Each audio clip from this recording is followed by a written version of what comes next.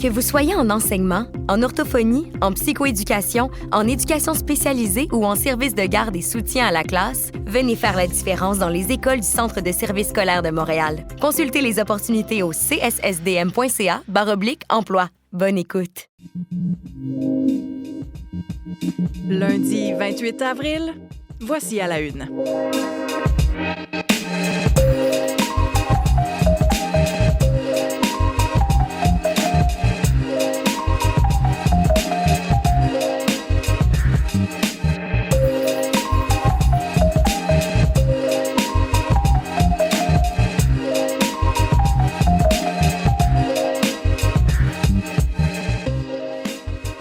Bon lundi, bon début de semaine. Marie-Michel Bordua avec vous. Voilà, nous y sommes. C'est le jour J ou peut-être jour V pour jour de vote. Après 36 jours de campagne, la parole est aux électeurs maintenant. Plus de 28 millions de Canadiens qui seront appelés aux urnes aujourd'hui. On va y revenir un petit peu plus tard avec Jean-Philippe Robillard pour vraiment faire le tour de ce qu'il faut savoir en ce jour de scrutin. Évidemment, on aura ce soir à venir dans plus de 12 heures parce que les bureaux de vote sont ouverts 12 heures. Donc, dans moins de 12 heures, là, une émission spéciale qui commencera. Mais vous allez avoir 12 heures aujourd'hui pour voter et ça change vraiment d'un fuseau horaire à l'autre. Donc, vérifiez là, les heures d'ouverture de vos bureaux. Jean-Philippe nous donnera davantage de détails un peu plus tard.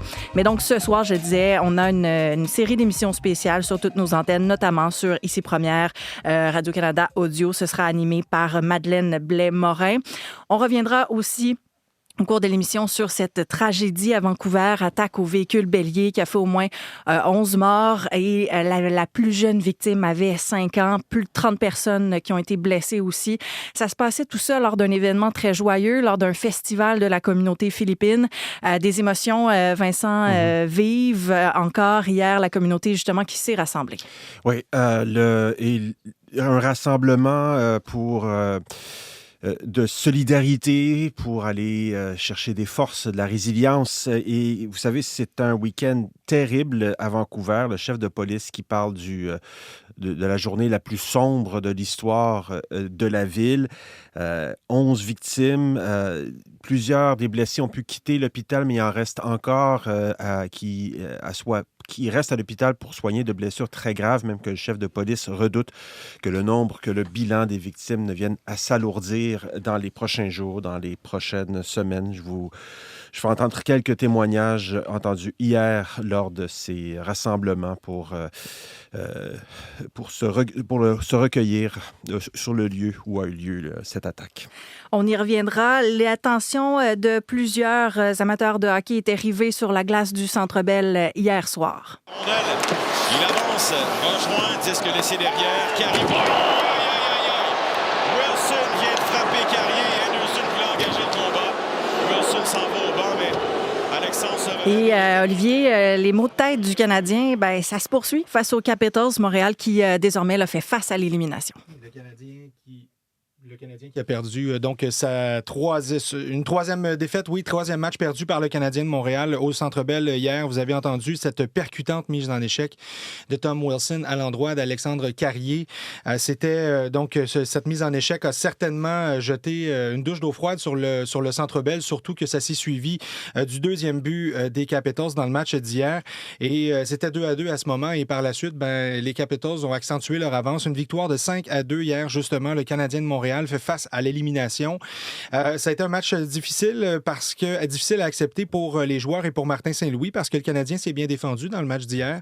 Ce sont eux qui se sont forgés une avance de 2-1 en première période. Ça a tenu jusqu'en troisième période. Le Canadien faisait pas mal, s'est bien défendu en infériorité numérique et malheureusement pour eux, ils se sont fait un peu servir leur médecine, c'est-à-dire que la victoire leur a échappé en troisième période et les voilà donc dos au mur. On peut écouter Mike Matheson et Martin Saint-Louis qui parlent de la rencontre d'hier.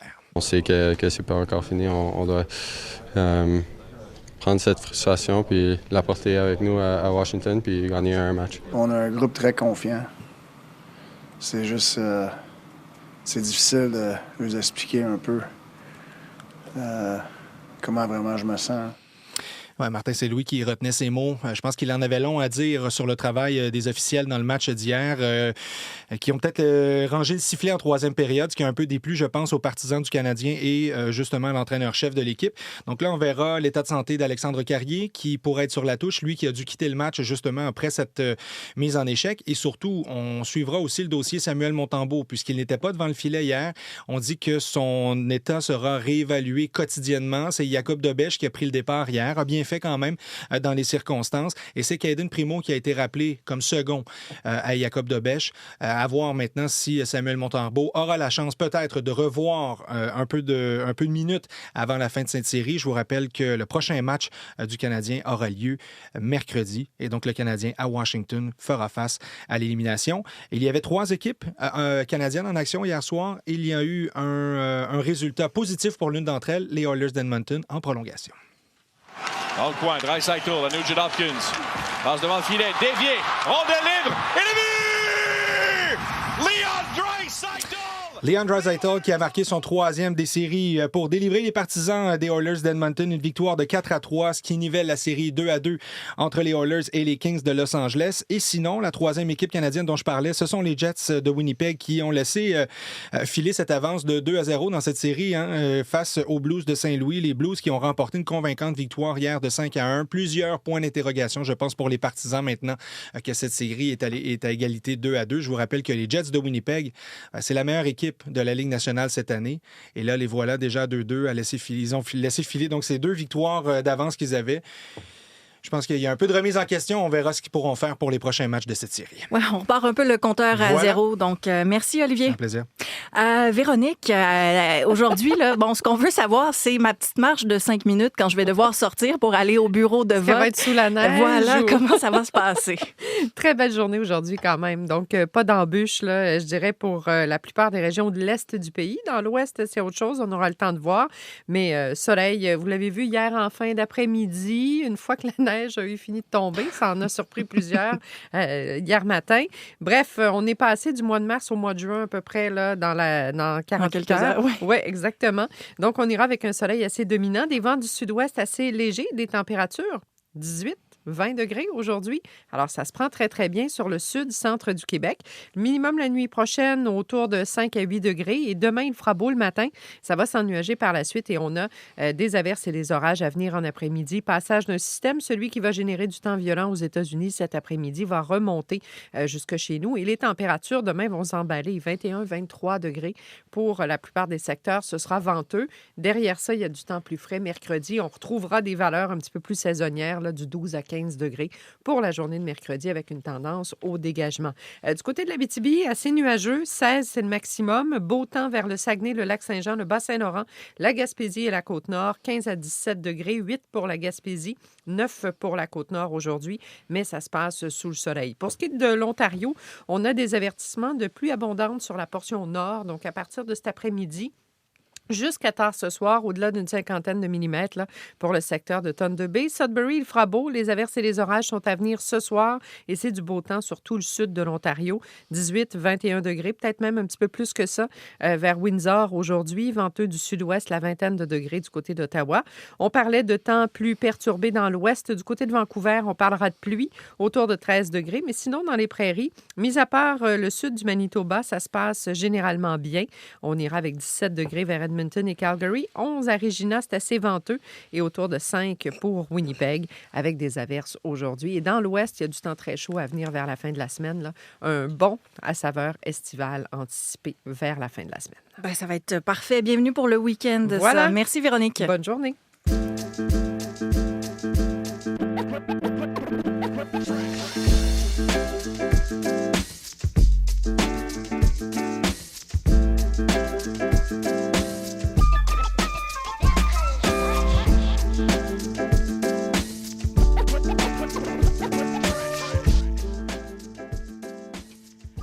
On a entendu le chef par intérim de la police de Vancouver parler du jour le plus sombre de l'histoire de la ville. Il en fait qualifiait ce qui s'est passé samedi soir. Ça s'est passé lors d'un festival qui célébrait la culture philippine. Et cette soirée a tourné au véritable cauchemar quand un conducteur a foncé sur la foule avec son véhicule. 11 personnes âgées de 5 à 65 ans ont été tuées. Des dizaines d'autres ont été blessées. Vincent, il y a des centaines de personnes qui se sont réunies hier à Vancouver pour rendre hommage à ces victimes. Oui, de la colère, de l'incompréhension, de la tristesse, un élan de solidarité aussi lors de ces vigiles cette vigile qui a eu lieu à tout près du site de la tragédie. Le premier ministre sortant et chef libéral Mark Carney était aux côtés du premier ministre de la Colombie-Britannique David Eby lors de cette vigile. Au coucher du soleil, la foule observait un moment de silence lorsque, spontanément, des gens se sont mis à chanter. Amazing grace, how sweet the sound that saved a wretch like me. Un moment d'émotion. Nous allons entendre le témoignage d'une des membres de la communauté philippine de la Colombie-Britannique, Mabel Elmore, qui est députée néo-démocrate à l'Assemblée législative de la Colombie-Britannique. We are in incredible pain. The Filipino community will show true resilience, and we will come together out of this catastrophe. La douleur est immense. La communauté philippine va démontrer sa force et sa résilience. Nous resterons unis au-delà du drame, dit-elle, soutenus par l'amour de l'ensemble de la communauté. Et Vincent, l'homme de 30 ans qui était derrière le volant, lui, a été arrêté là, sur les lieux de l'événement. Oui, Adam Lowe fait face à au moins 8 chefs d'accusation de meurtre non prémédité. D'autres accusations pourraient suivre. Certaines victimes n'ont pas encore été identifiées. On va écouter le chef de police par intérim de Vancouver, Steve Rye. We believe dozens more are injured, some seriously, and the number of dead could rise in the coming days or weeks. Il y a plusieurs personnes gravement blessées. Le nombre de victimes pourrait grimper dans les prochains jours, les prochaines semaines. Notez que les policiers connaissaient l'accusé en raison de nombreuses interventions liées à des problèmes de santé mentale. L'accusé n'a pas demandé d'être libéré sous caution, donc il va demeurer incarcéré au moins jusqu'au 26 mai, date à laquelle il doit revenir devant le tribunal. C'est un drame qui soulève plusieurs questions en matière de sécurité. Justement, le maire de Vancouver dit vouloir revoir les mesures de sécurité qui entourent ce genre de rassemblement. Oui. Les policiers affirment avoir fait une évaluation complète de la sécurité par rapport à cet événement-là. Le festival se déroulait en grande partie dans la cour de l'école John Oliver. À première vue, tout semblait sécuritaire. Le drame est survenu sur cette petite rue où étaient stationnés tous les camions de nourriture là, pour servir la nourriture aux festivaliers. Le maire de Vancouver veut une revue complète de la façon dont les autorités analysent le risque de ce genre d'événement. And I want to know how we can avoid an incident like this from ever happening again. Le maire Ken Sim veut savoir comment éviter une tragédie comme celle-là dans l'avenir. Il promet que la ville va tout faire pour éviter que ça ne se reproduise. Merci, Vincent. Je t'en prie. Et cette tragédie, elle a écho un peu partout. La diaspora philippine qui réagit vivement, de vives émotions, mais aussi les unes des différents quotidiens. Faisons le tour avec Nicolas Pelletier à Ottawa. Bonjour, Nicolas. Bonjour, Marie-Michel. Alors, justement, cette tragédie, elle se retrouve en une là, des journaux ce matin. Oui, un peu partout au Canada. A commencé d'ailleurs par le Vancouver Sun, qui, en plus de la couverture locale, très bien résumée par ailleurs par Vincent, souligne que le drame a fait réagir jusqu'aux Philippines. En fait, le président Ferdinand Marcos Jr. s'est dit solidaire de la communauté philippino du Canada. C'est aussi avoir donné des consignes directes à ses diplomates, ses employés à Vancouver pour aider les victimes en collaboration avec les autorités canadiennes. Le roi Charles, le président ukrainien, le président français ou encore la ministre des Affaires étrangères de l'Allemagne ont aussi envoyé leur sympathie aux personnes touchées. Et je vous dirais que l'autre gros sujet à la une aujourd'hui, ce sont les élections. Évidemment, plusieurs guides pratiques et je laisserai mon collègue Jean-Philippe vous donner les détails dans quelques minutes.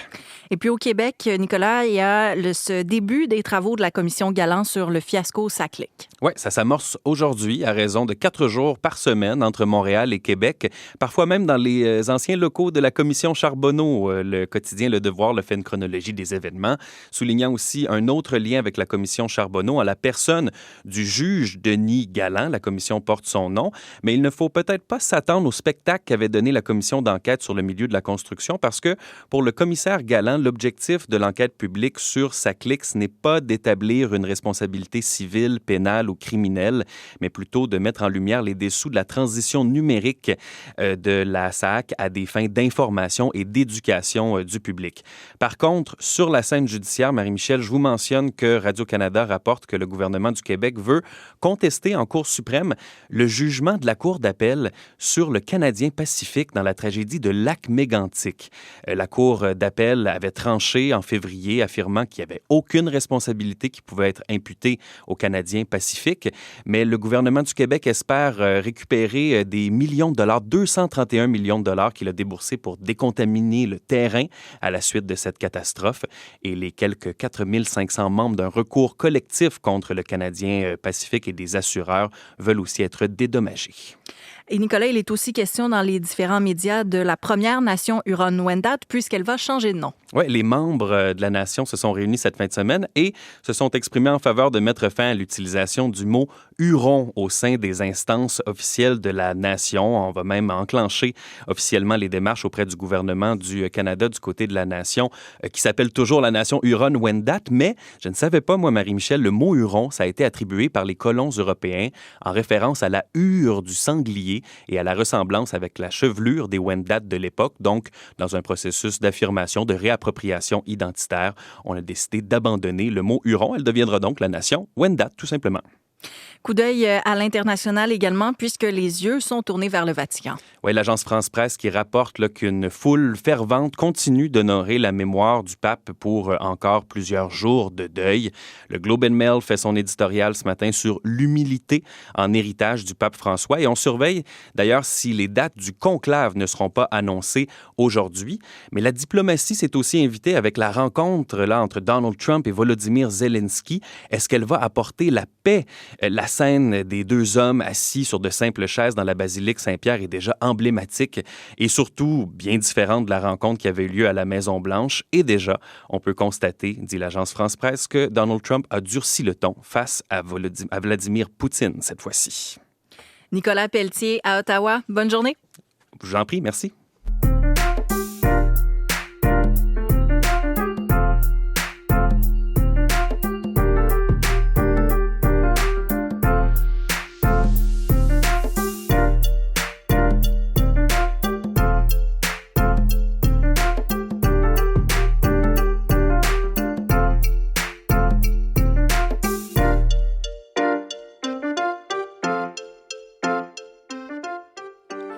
C'est jour de vote au pays aujourd'hui, 28 avril. Les Canadiens, donc, vont choisir leur prochain gouvernement. Quelques 28 millions d'électeurs sont appelés aux urnes pour élire leurs députés. Jean-Philippe Robillard, les bureaux de vote seront ouverts aujourd'hui pendant 12 heures. Oui, à des heures variables, Marie-Michel, selon les fuseaux horaires. Au Québec et en Ontario, les bureaux de vote ouvrent à 9h30 ce matin. Dans les Maritimes et au Manitoba, c'est à compter de 8h30, heure locale que les électeurs peuvent commencer à voter. En Colombie-Britannique, c'est à partir de 7h, alors qu'en Alberta et en Saskatchewan, c'est une demi-heure plus tard, là, c'est à partir de 7h30. Les heures de vote, Marie-Michel, c'est décalé afin que la majorité là, des résultats soient connus à peu près au même moment ce soir. Pour savoir où aller voter, vous avez reçu une carte là, d'information de l'électeur à la maison. Vous n'avez qu'à regarder cette carte-là. Là. Et pour pouvoir voter, là, qu'est-ce qu'il faut avoir en main? Alors, pour pouvoir voter, donc, vous devrez prouver votre identité et votre adresse à l'aide d'une pièce d'identité qui a une photo, votre nom ou encore votre adresse. On pense, par exemple, au permis de conduire. L'autre option, Marie-Michel, c'est de présenter 2 pièces d'identité, dont au moins une qui indique votre adresse, comme par exemple une carte d'assurance maladie, une facture d'électricité. Un des porte-parole d'Élections Canada, Serge Fléfel, affirme qu'il pourrait y avoir des files d'attente qui pourraient se former aux heures les plus achalandées. On l'écoute. À souligner qu'on a eu des files d'attente le premier jour de vote par anticipation, vous le savez. À l'ouverture, il y a toujours plus de monde qui vont là. Et après la fermeture, les heures creuses, c'est en début d'après-midi. Donc, il faudra aller voter en début d'après-midi si on est capable. Selon la loi électorale, si vous travaillez aujourd'hui, votre employeur, Marie-Michel, doit vous libérer pendant une période de 3 heures consécutives pour vous permettre justement d'aller voter. Et au total, là, il y a 250 000 personnes qui vont travailler dans les bureaux de vote aujourd'hui, là, un peu partout au pays. Et Jean-Philippe, il faut dire qu'il y a déjà un nombre important d'électeurs qui ont voté. Oui, on en a parlé la semaine passée. Lors du vote par anticipation, il y a plus de 7 300 000 personnes, Marie-Michel, qui ont déjà voté. Et ça, c'est le quart des électeurs. On le sait, il y a 28 millions là, qui doivent aller voter aujourd'hui. 7 300 000 personnes qui ont déjà voté. C'est une hausse de 25 par rapport à l'élection générale de 2021. Et en date de mercredi dernier, il y avait également près d'1 million d'électeurs qui avaient voté par bulletin spécial. Ça, entre autres, Marie-Michel, soit par la poste ou encore dans les bureaux d'Élections au Canada. Et au total, aujourd'hui, il y a 343 députés qui doivent être élus pour les 4 prochaines années. Et ça, c'est 5 de plus qu'à la dernière élection. On a ajouté des circonscriptions. Et ce soir, donc, sur nos ondes, là, il y aura 2 émissions spéciales où on va pouvoir suivre l'annonce des résultats. Une à la radio qui sera animée par ma collègue Madeleine Brelet-Morin, et une autre émission spéciale, une soirée électorale là, animée à la télévision par Patrice Roy. Merci Jean-Philippe. Merci, au revoir.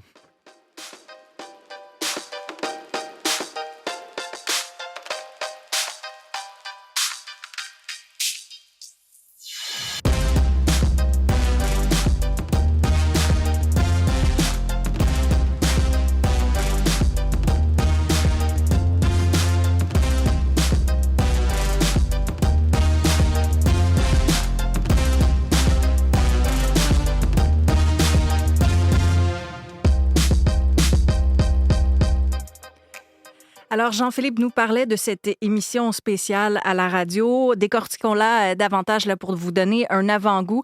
Donc, sur Ici Première et Radio-Canada Audio, dès 19h, heure de l'Est. Ce sera, oui, animé par Madeleine Blais-Morin. Elle sera en compagnie d'analystes Fanny Olivier, Hugo Lavallée, Tacha Keredine, Marie Vastel également. Accompagnée aussi de plusieurs journalistes que vous avez entendus, entre autres, au long de la campagne. Christian Noël, Juliane Lapointe, Naïla Mendali, Valérie Gamache seront dans les quartiers généraux de différents partis. Il y aura aussi une équipe de reporters, Margot Castader, Mathieu Bellumeur, Catherine Brulotte, Francis Plourde, d'un bout à l'autre, donc vous le voyez, du pays ce soir pour vous tenir informés là, de tous ces résultats. C'est à compter de 19h, heure de l'Est. Ce qu'on surveillera aussi là, avant cette soirée aujourd'hui, ailleurs dans l'actualité, au Québec, c'est le début des travaux de la commission Galland, donc commission qui vise à faire la lumière sur ce qui s'est passé dans le dossier de SACLIC, dans le dossier de la numérisation, dans ce fiasco SACLIC. Ça débute aujourd'hui, donc pour aujourd'hui, les prochains jours aussi, parce que cette commission-là sera en action 4 jours semaine, donc du lundi au jeudi, ce sera à surveiller. Tout ça, ça débute donc ce matin. Alors, à voir au cours de la journée. C'est là-dessus que se termine cette émission du lundi 28 avril d'À la Une. Votre équipe matinale vous retrouve dans quelques secondes. Passez une bonne journée.